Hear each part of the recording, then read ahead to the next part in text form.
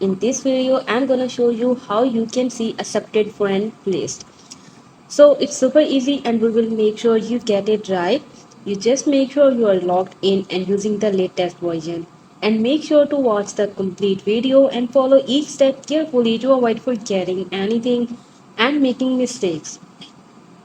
So let's open up the Facebook app and here you can see friends. Tap on it. Now you can tap on your friends. Now all we have to do is tap on sort.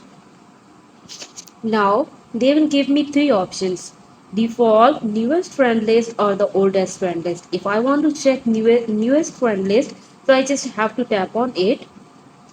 So this is all my newest added friends. But if I want to check my oldest friend list, so I can just tap on it and these are my oldest friends.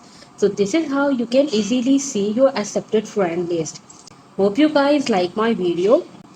Please guys consider showing your support by commenting, liking, sharing and subscribing to my channel for more valuable content.